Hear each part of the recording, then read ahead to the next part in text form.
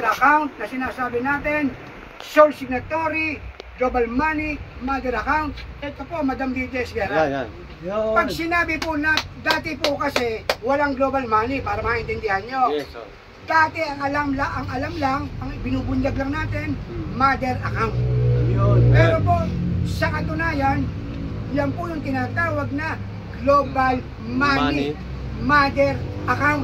Okay. Yan po yung hawak ni Madam Lydia Esguerra. Yun. Kaya no, buong mundo na po yan. Nananawagan tayo sa lahat po. Uulitin ko. Yun. Nananawagan po kami ni Madam Lydia Esguerra. Hallelujah. Buong mundo. Attention, World Bank, IMF, Pentagon, United Nations, US Treasury, US Federal, Bangko Sentral ng Pilipinas. Ito po ang pampito. Bangko Sentral ng Pilipinas. Ito po yung hinahanap nyo. Ayan. Hallelujah. Okay. Ano po ba yung sinasabi na yan na pito? Ano po ba ang ibig sabihin yan? Pito. World Bank, IMF, Pentagon, United Nations, US Treasury, US Federal, at saka po Bangko Sentral ng Pilipinas. Yan po yung pito. Ano po ba yan? Para po sa kaalaman ng lahat na hindi pa nakakaalam, na dito nyo lang sa amin malalaman, dito sa foundation na ito na ang katotohanan. Yan po yung tinatawag natin na 7 clearances. Para po sa kaalaman, yan po yung 7 clearances. Kaya nga pag may binibenta, ano yung binibenta? Halimbawa, isang box na IQD, APN, Wells Fargo, kung ano-ano mga Liberty Bank. Yung mga commodities na sinasabi natin. Ano sinasabi? Ang magbabayad dyan, yung tao na magkakaroon ng 7 clearances. Binanggit ko na po. Yung mga binanggit kong pito na yan, tandaan po natin. Dito nyo lang maintindihan, malalaman, mapapakinggan, mapapanood. Dito lang sa YouTube channel ni Sir Joey Oriendo, CNN, Headline News Radio Program. Dito nyo lang po mapapanood dyan. Kung ano ba yung 7 clearances. Yan po yung 7 clearances. Ulitin ko. Ang 7 clearances po. World Bank, IMF, Pentagon, United Nations, US Treasury, US Federal, pampito po, Bangko Sentral ng Pilipinas, 7 clearances. Pagka po isa dyan wala, hindi 7 clearances yan. Sa buong mundo, Sir Joey, buong mundo, para maintindihan nyo po, sa buong mundo, isang tao lang po, Sir Joey, ang magkakaroon ng tinatawag nating 7 clearances. Isang tao lang po. Sino yan? Pilipino. Madam Lydia Esguerra. Ayan po, babae. Pilipino po yan, hindi foreigners, ha? Bakit si Madam Lydia Esguerra? Siya po kasi ang tinatawag nating sole signatory ng Global Money Mother Account, Supreme Owner ng Mother Title of City, Tigda-01 po.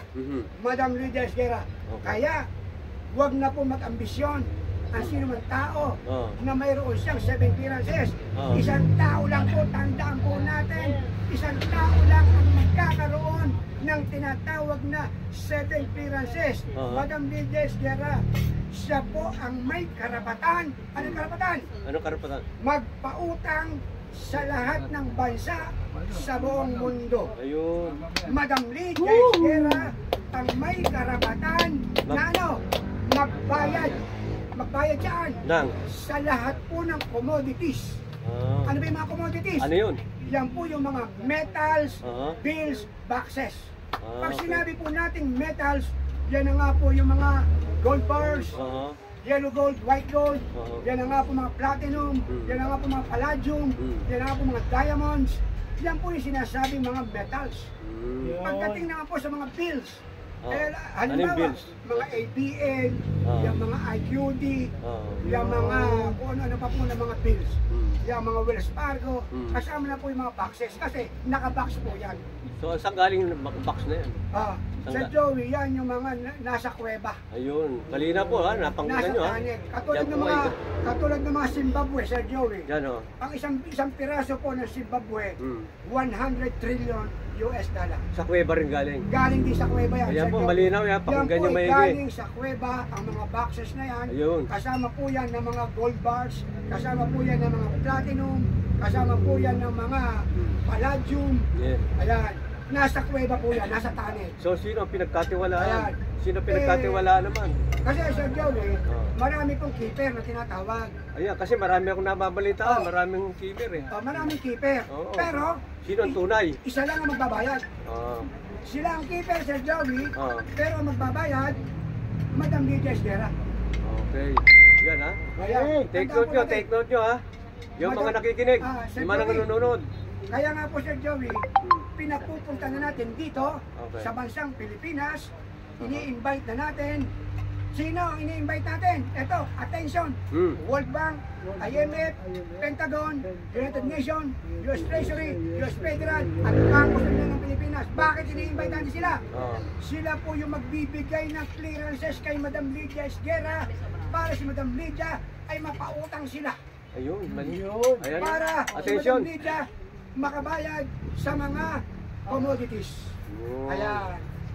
Kaya nga, isa lang po ang bibigyan ng tinatawag natin 7 clearance. Isa lang. Ah, Ito po yung hinahanap nila. isang Madam tao. Lydia Esguera. Ayan, ayan. Isang tao lang po. Oh. Malinaw sa lahat ng mga viewers.